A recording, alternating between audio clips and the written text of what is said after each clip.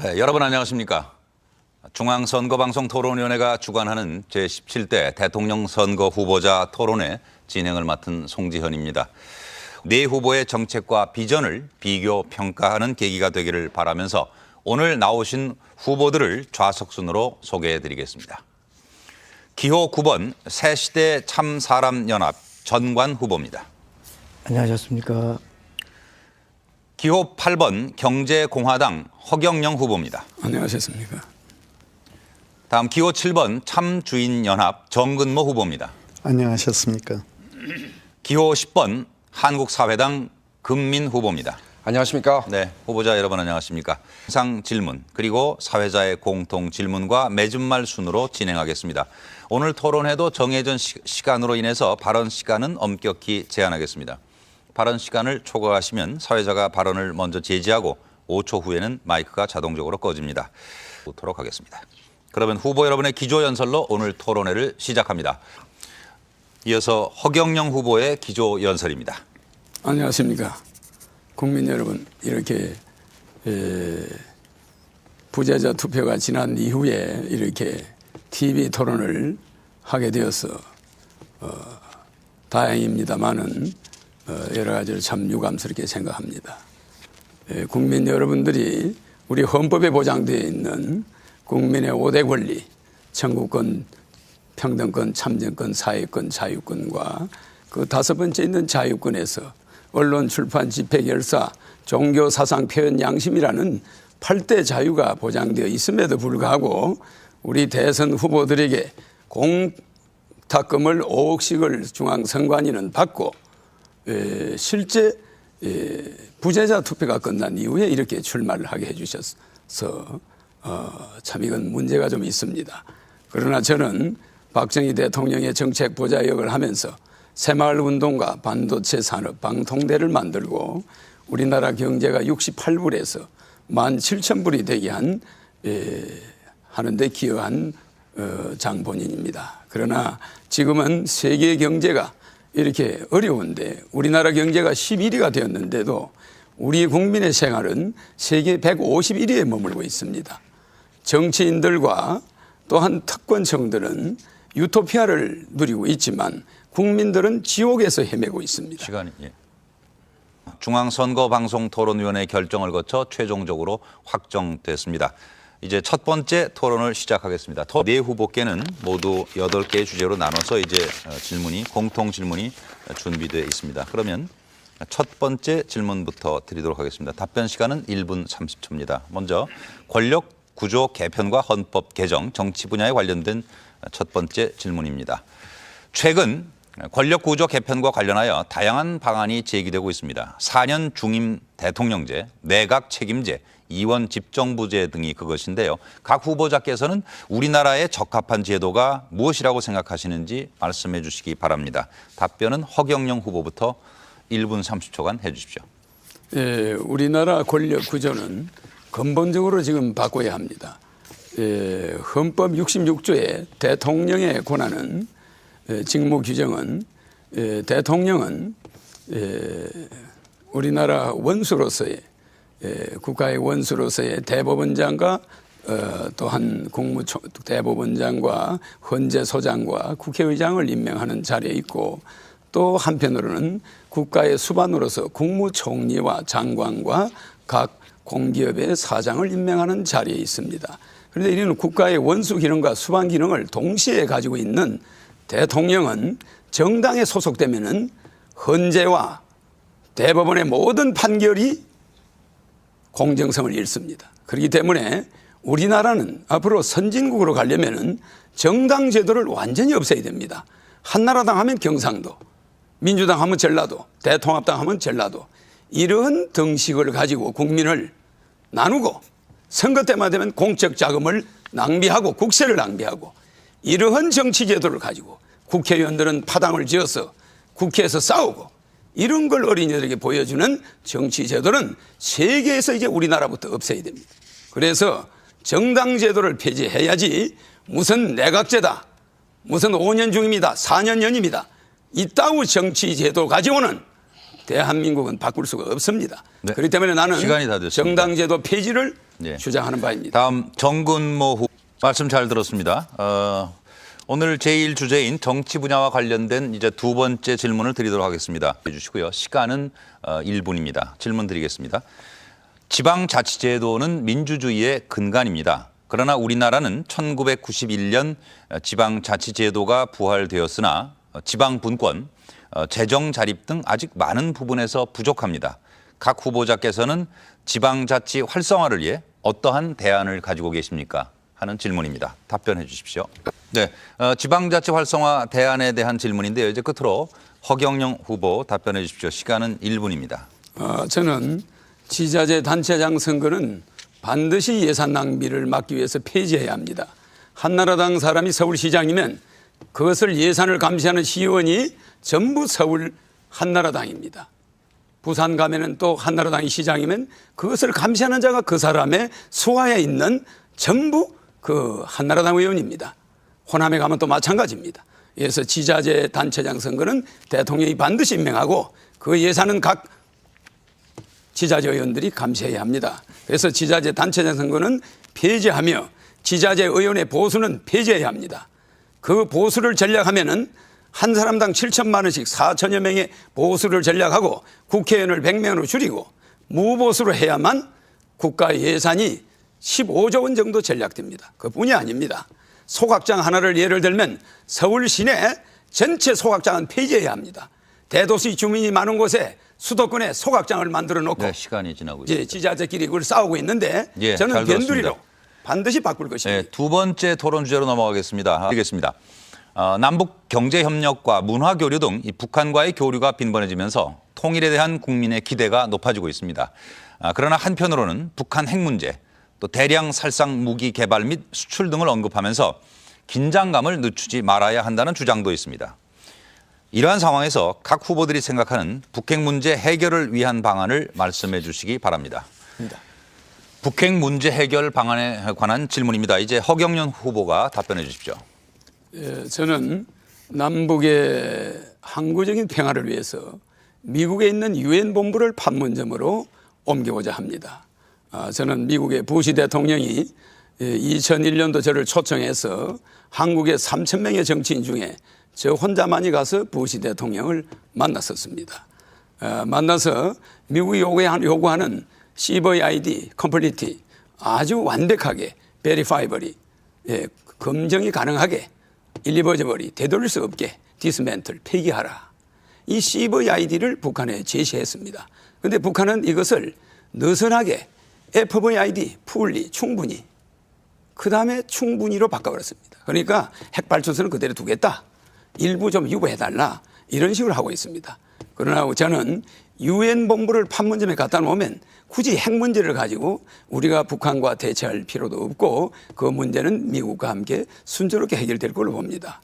중국이 앞으로 페리스토리카가 되어가면서 중국이 민주공화국이 다섯 개로 생기면서 중국이 공산주의에서 해방될 날이 멀지 않았습니다. 그렇기 때문에 우리는 몽고와 통일을 하면서 저는 대통령이 되면은 남북 문제를 지금의 대통령들이 하고 있는 것을 지속하면서도 앞으로 남북 문제를 다자간 안보 체제로 미국, 중국, 미국, 러시아, 일본과 공동체로서 북한을 대응하면서 경제 협력을 계속하면서 북한의 핵 문제를 해결해 나갈 것입니다. 다음 말씀 잘 들었습니다. 이어지는 질문 역시 북핵 문제 해결을 위한 대북 정책 통일 안보 분야 관련 두 번째 질문이 되겠습니다. 이번 질문에는 답변 시간이 1분이고요. 전관 후보부터 준비해 주십시오. 질문 드리겠습니다.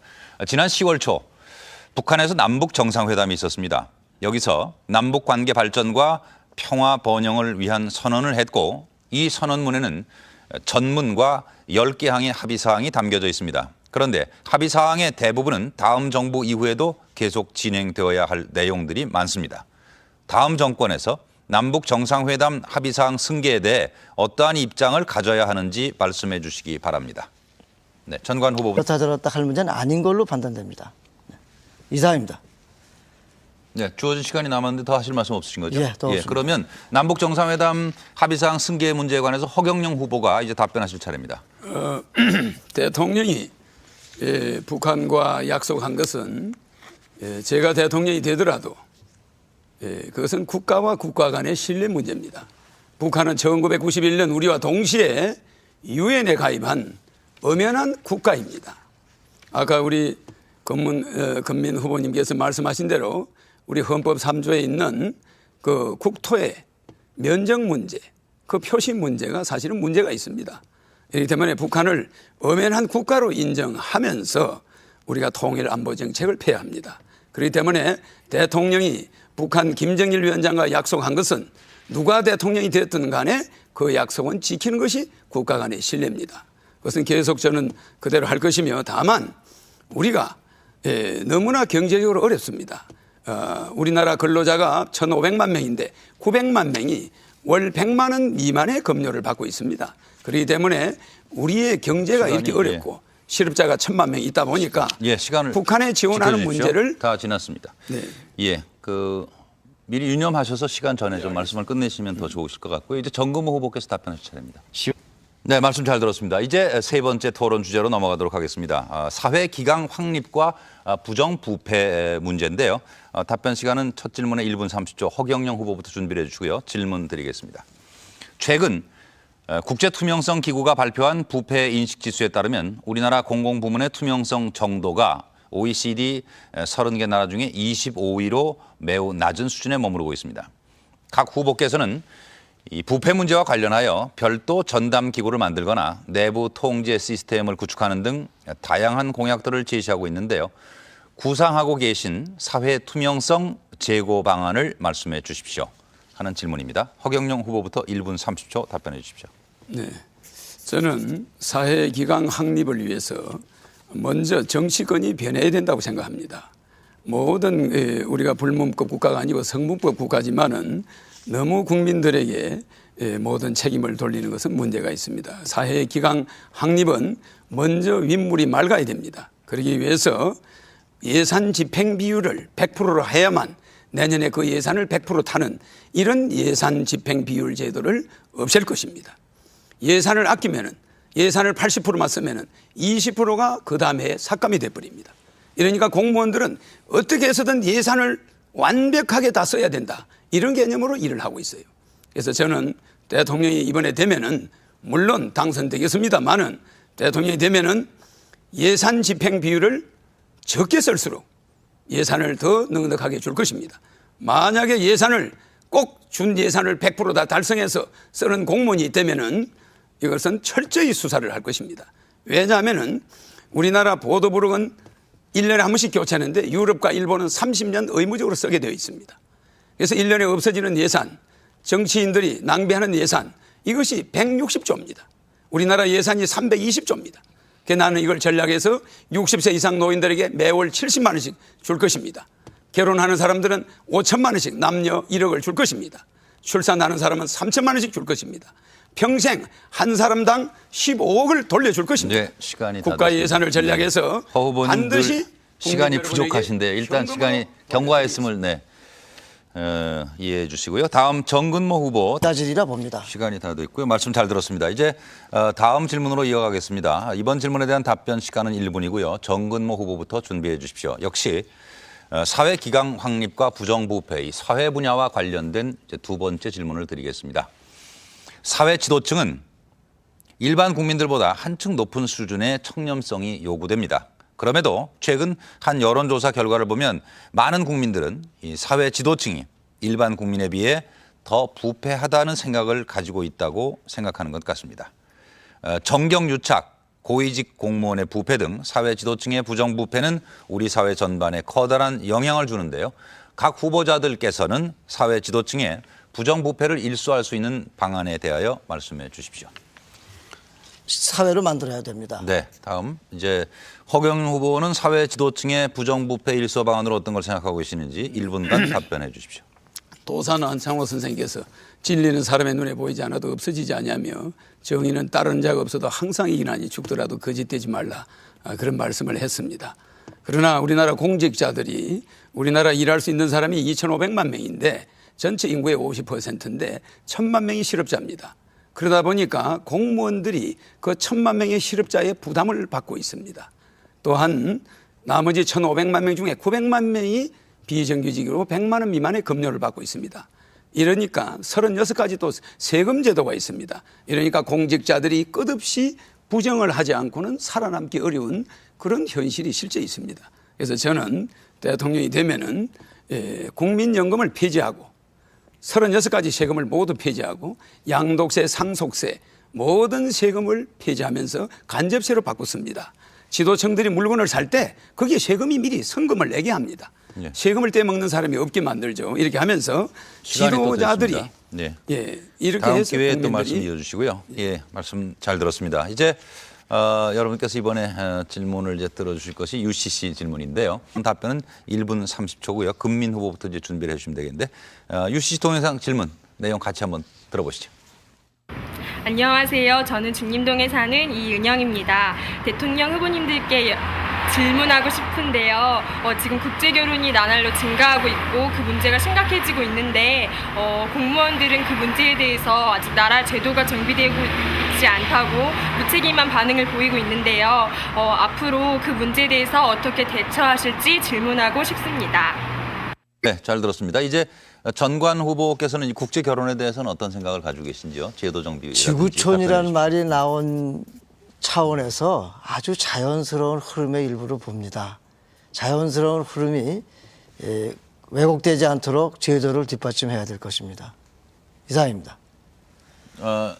주어진 시간이 많이 남았는데요. 네, 더 하실 말씀이 없으시다면 예, 더 하려고 없습니다. 예, 다음 후보 답변으로 넘어가겠습니다. 이제 허경영 후보께서는 국제결혼이 많이 늘어나고 있는데 지금 이제 질문에서도 나왔습니다만은 제도 정비가 좀 잘 돼 있지 않다 이런 반응인데 어떻게 이 문제에 대처하실 우리나라가 유흥 산업이 발달하면서 400만 명 정도의 여성이 결혼을 해야 될 여성들이 유흥업소에 흘러 들어갔습니다. 그러니까 시골이나 또 빈민들이나 서민들은 결혼할 신부를 구하기 어렵습니다. 이렇게 되다 보니까 아시아권에서 많은 여성들이 국제 결혼을 하고 또 중국에서도 와서 결혼을 합니다. 그 현실을 우리는 외면할 수가 없습니다. 우리는 백인 민족이고 단일 민족이지만은 시대가 그렇게 흘러가고 있기 때문에 제가 대통령이 되어서 이 제도를 바꾸기 전까지는 우리는 문호를 개방해서 국제 결혼을 인정해야 합니다. 성을 쌓는 자는 반드시 그 성 때문에 망합니다. 징기스칸은 성을 쌓지 않았지만 진시 황제는 성을 쌓다가 곧바로 망해버렸습니다. 우리는 글로벌 시대를 대비해서 양계 혈통주의를 인정해야 하고 글로벌로서 FTA나 모든 우리 전 세계가 하나의 지구촌 가족이라는 것을 명심하고 자기 이기주의, 너무 국수주의를 지향해야 됩니다. 미국의 에이브라함 링컨이 국민에 의한 국민을 위한이라는 말은 잘못되었습니다. Of the people, by the people, for the God. 국민에 의한 하늘을 두려워하는 그런 정치를 해야 되는데 국민에 의한 국민을 위한 미국 시민 한 사람을 구하기 위해서 한국 군인 1개 사단을 투입하는 것이 네, 시간이 미국입니다. 다 됐습니다. 이제 정근모 네, 말씀 잘 들었습니다. 지금 여러분께서는 중앙선거방송 토론위원회가 주관하고 있는 제17대 대통령 후보자 토론회를 시청하고 계십니다. 이제 네 번째 토론 주제로 넘어가겠는데요. 아마 많은 시청자들 또 뭐 온 국민이 사실 제일 관심이 크신 문제일 거예요. 지금 이 교육 개혁과 사교육비 절감에 관한 문제를 두 가지 질문을 드리고 답변을 듣도록 하겠습니다. 첫 번째 답변은 전관 후보부터 준비해 주시고요. 첫 질문에 대한 답변은 1분 30초가 주어집니다. 질문 드리겠습니다. 얼마 전 뉴스 보도에서 우리나라 사교육비가 OECD 회원국 가운데 최고 수준인 것으로 나타났습니다. 우리나라 사교육비가 GDP에서 차지하는 비율이 2.9%로 OECD 국가 중 1위이며 OECD 평균에는 무려 4배에 이른다고 합니다. 각 후보들은 이 사교육비를 어떻게 하면 줄일 수 있다고 생각을 하시는지 말씀해 주십시오. 것입니다. 그것은 네, 알겠습니다. 허경영 후보 답변해 주십시오. 1분 30초입니다. 우리는 경제는 세계 11인데 실제 사교육 경제는 세계 11인데 교육은 세계 100입니다. 100위권에 머물고 있습니다. 그래서 저는 대통령이 되면은 기호 8번 허경영 후보인 저는 고등학교 3년 동안의 시험을 대학에 전공해야 될 과목 한 과목만 시험을 보고 나머지 과목은 교양 과목으로 시험을 보지 않습니다. 그러니까 사교육비는 1전도 들어가지 않습니다.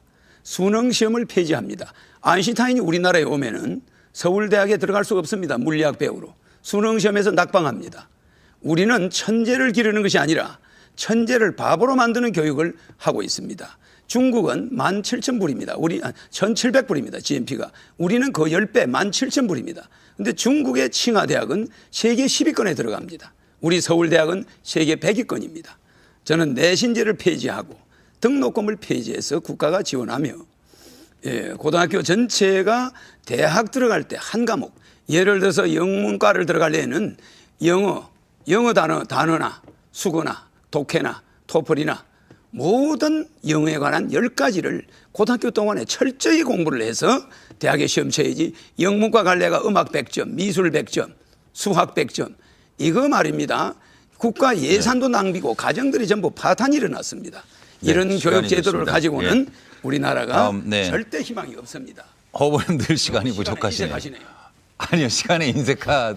아니 중요한 이 이야기입니다. 앞에 지금 진행 시간을 표시하는 디지털 시계가 준비되어 있어서 보시고 참고해 주시기 바랍니다. 네, 시간은 모든 후보에게 공정하게 지금 드리고 있고요. 이제 정 1분 30초로 하겠습니다. 질문 드리겠습니다.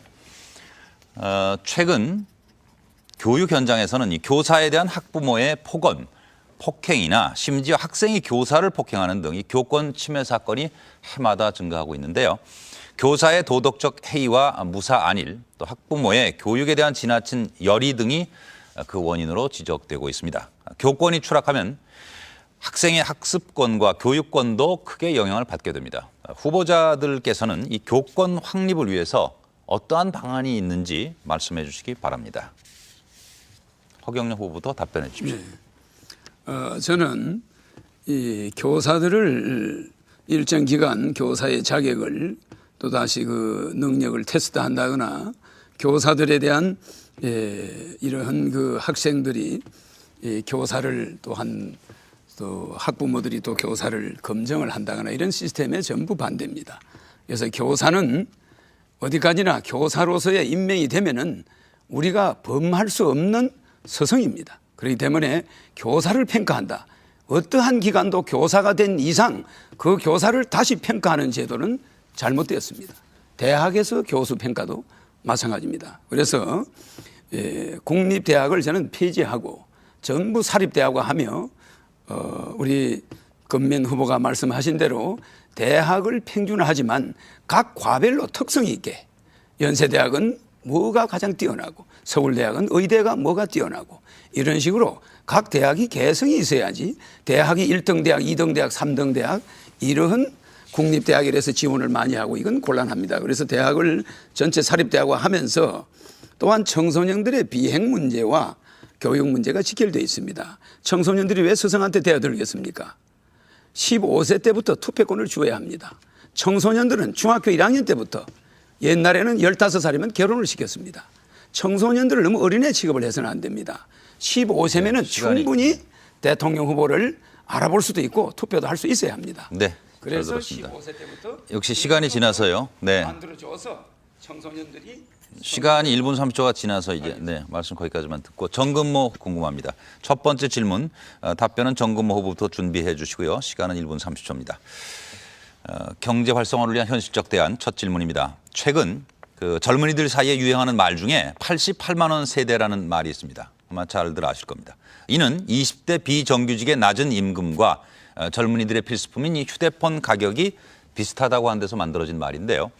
젊은 층의 안정적인 일자리가 절실한 실정입니다. 각 후보들이 생각하시는 일자리 창출 방안을 지금부터 말씀해 주시기 바랍니다. 제가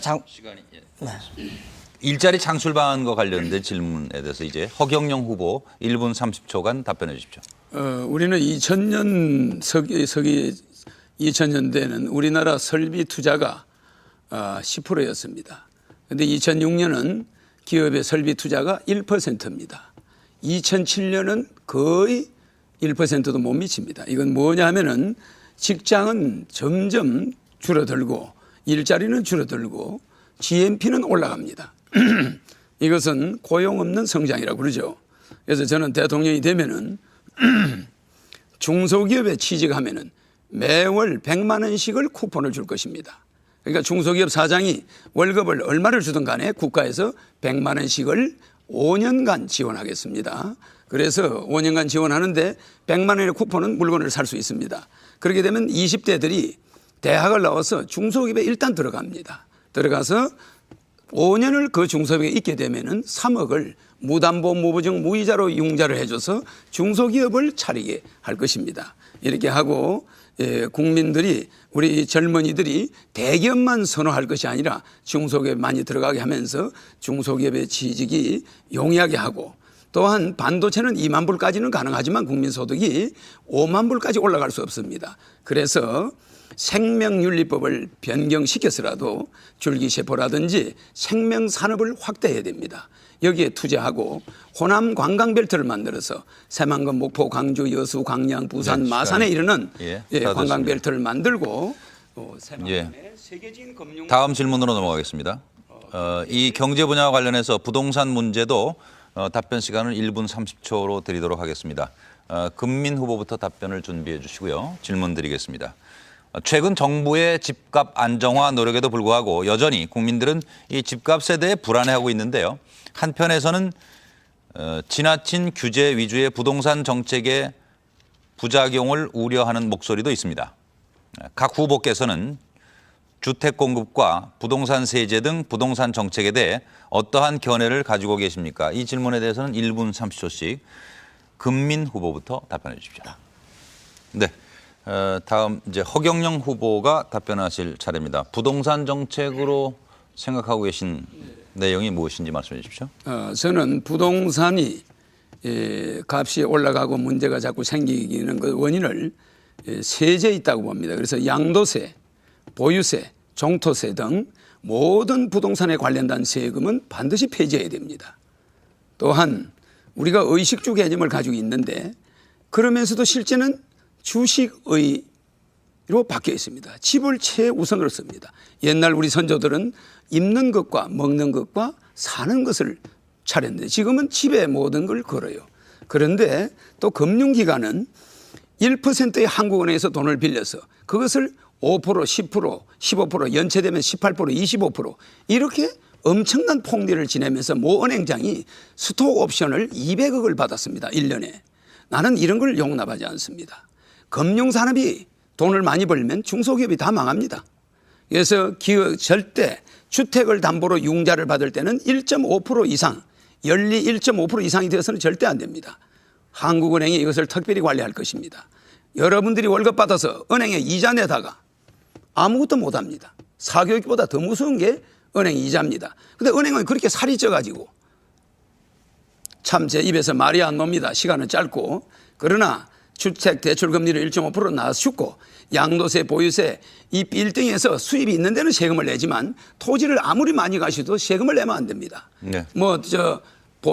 부유세가 있다 샀는데 부유세를 다 낸다는 됐습니다. 그런 발상 자체가 여기는 다음. 공산주의가 아닙니다. 네, 부동산 정책. 됐습니다. 네 후보의 부동산 정책과 관련한 답변 잘 들었습니다. 이제 6번째 토론 주제가 되겠습니다. 고령화 사회와 복지 정책 방향에 관해서 질문을 드리도록 하겠습니다. 답변 시간은 1분 30초고 이 질문에 대한 답변은 전관 후보부터 준비해 주시고요. 질문입니다.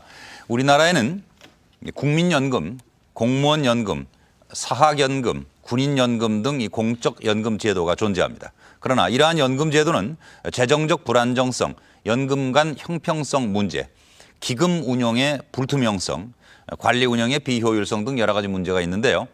이러한 공적연금 제도에 대해 각 후보들은 어떠한 생각을 가지고 계십니까? 하는 질문입니다. 시간은 1분 30초고 답변은 전관 후보부터 시작해 주십시오. 공적 그 자금에 대해서는 제가 연구한 바가 없어서 저는 특별히 답변을 답변하실 내용이 없습니까? 네. 예, 그러면 전관 후보님은 시간이 늘 여유가 있으시고 허경영 후보는 늘 시간이 부족하셔서 참 그러나 말씀을 자꾸 허 후보님 말씀하실 때 중단하는 것 같아 안 됐습니다만 제한된 시간은 좀 인용을 해주시고 앞에 잘 보이시니까요. 네. 허경영 후보는 이 문제에 대해서 어떤 생각을 가지고 계신지 1분 30초간 답변해 주십시오. 국민연금은 폐지하고 지금까지 연금을 부은 돈은 전부 돌려드려야 됩니다. 그리고 연금을 실제 붙지 못한 사람이 늙어서 연금이 필요한 자들입니다. 실제 연금을 부은 자들은 연금이 없어도 삽니다. 그래서 오히려 있는 자를 귀찮게 하고 없는 자를 괴롭히는 겁니다. 그래서 국민연금을 만든 공직자들은 반드시 내가 대통령이 되면 다음에 처벌할 것입니다. 또 하나 60세 이상 노인들에게 자동적으로 부자든 가난한 사람이든 매월 70만 원씩을 주어서 부부 140만 원을 보장해 줌으로써 노후에 어떤 불안도 없게 할 것입니다. 이러면 어떤 연금과도 관계없어요. 이것은 또한 그뿐만 아니라 결혼하는 사람들에게는 5천만 원씩을 줘서 노인들이 자녀들 결혼 때문에 시골의 논밭이 전부 농협에 다 잡혀 있습니다. 그리고 고리의 이자를 냅니다.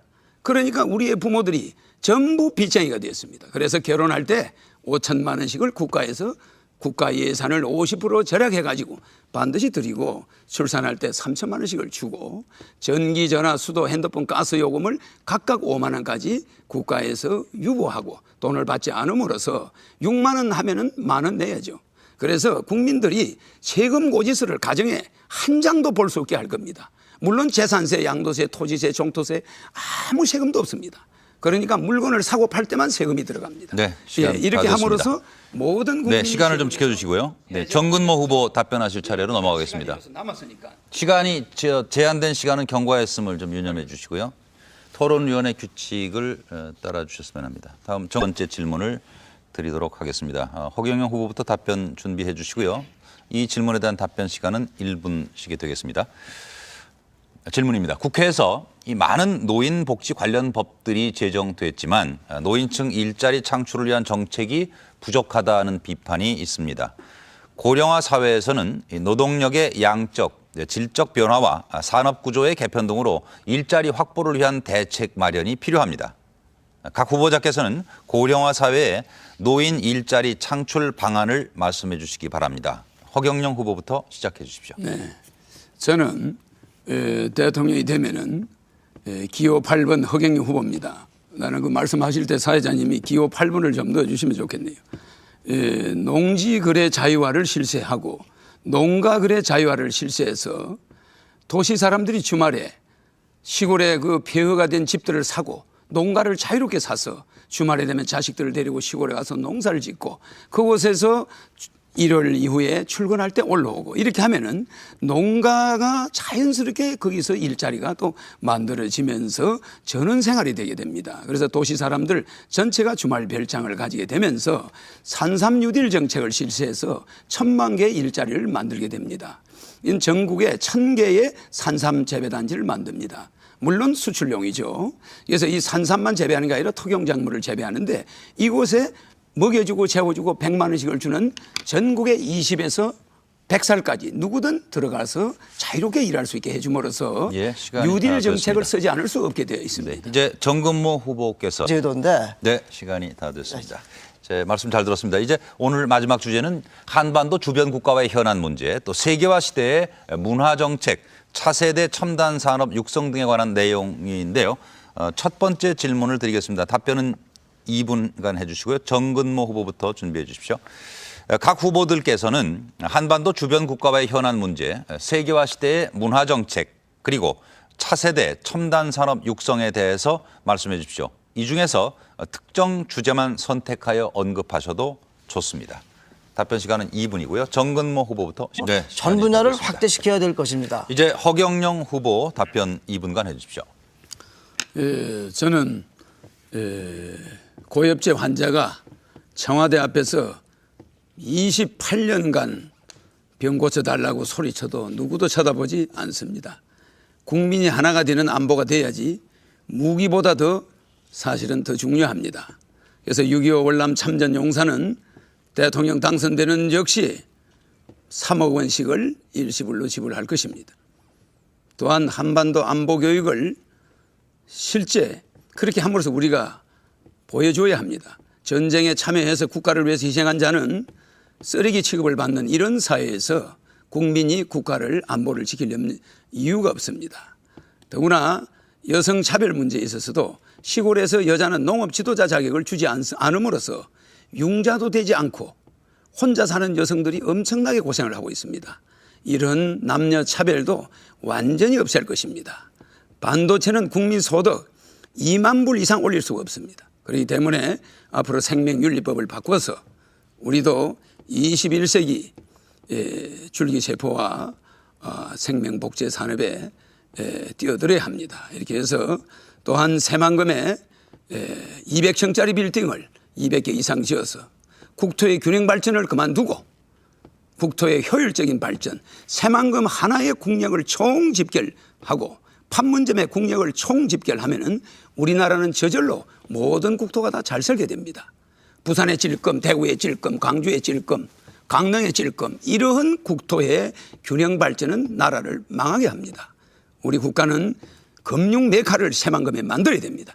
새로운 만개 은행이 들어온다고 고려시대 때부터 우리 선조들이 이름을 지어놨기 때문에 새만금에 세계적인 금융 메카를 만들어서 많은 일자리를 만들면 우리 국민소득 5만 불은 어렵지 않다고 봅니다. 네, 말씀 잘 들었습니다. 이제 오늘 마지막 주제 끝 질문으로 오늘 전체 토론에 이제 마무리를 하는 질문이 되겠습니다. 양성평등 실현 방안 그리고 노동시장의 양극화 해소 방안에 관해서 질문을 드리겠습니다. 답변 시간은 1분 30초고요. 금민 후보부터 준비해 주십시오. 각 후보들께서는 이 양성평등 실현 방안과 노동시장의 양극화 해소 방안에 대해서 말씀해 주십시오. 이 중에 특정 주제만 선택해 언급하셔도 좋습니다. 하는 분이 대접받고 존경받는 사회를 만들면 일자리는 많아져서 비정규직은 없어질 것입니다. 이상입니다. 네, 잘 들었습니다.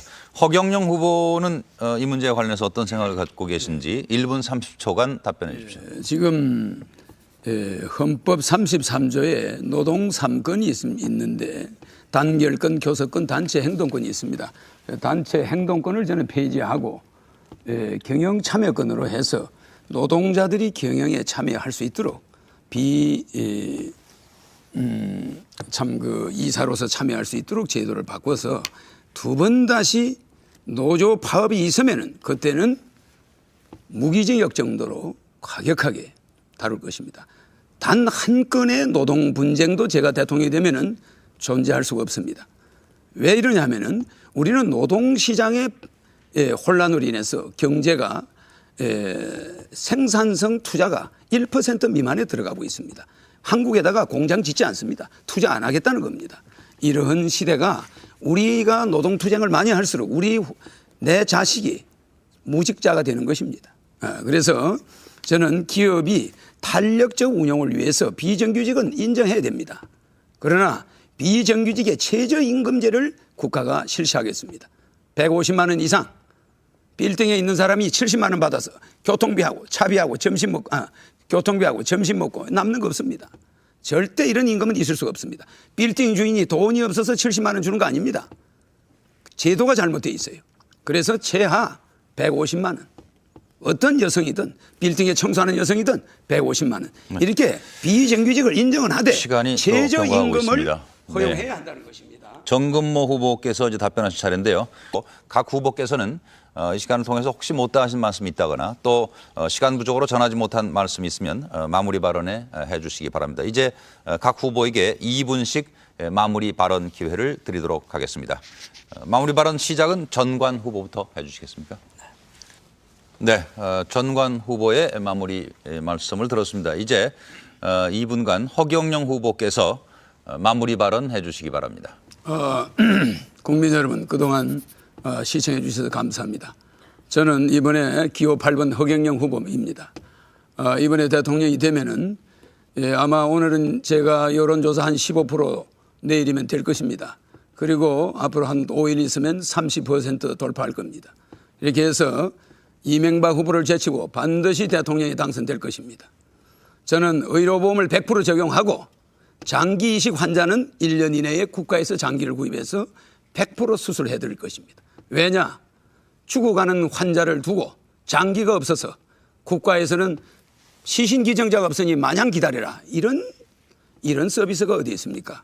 국가가 있어나만 합니다. 농약 생산을 폐지하고 미생물 농약을 개발해서 맑은 물을 마음 놓고 먹을 수 있게 할 것이며 전과를 완전히 대사면한 이후에 지금까지 전과자는 엄격히 말해서 대통령과 정치인들의 책임이지 그 사람들만의 책임이 아닙니다. 그래서 완전히 정과를 사면할 것이고 400만 신불자 역시 정치 지도자들의 잘못이었습니다. 그렇기 때문에 그들도 완전히 해결을 깨끗하게 마무리할 것입니다. 물론 무이자로 20년 융자 조건으로 월 몇만 원 내는 것으로 해결할 것입니다.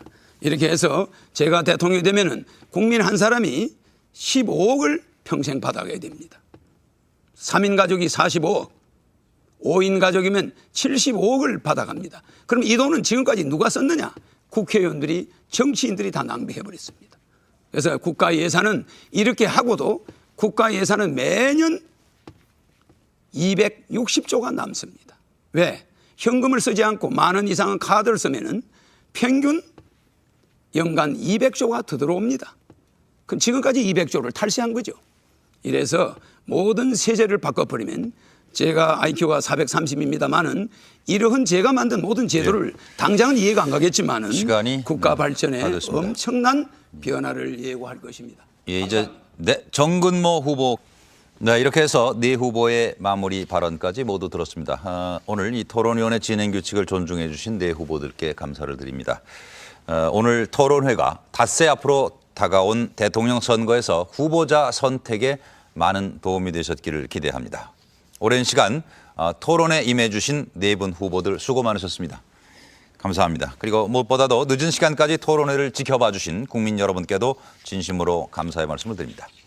이상으로 중앙선거방송토론위원회가 주관한 제17대 대통령 선거 후보자 토론회를 모두 마치도록 하겠습니다. 여러분 감사합니다. 안녕히 계십시오.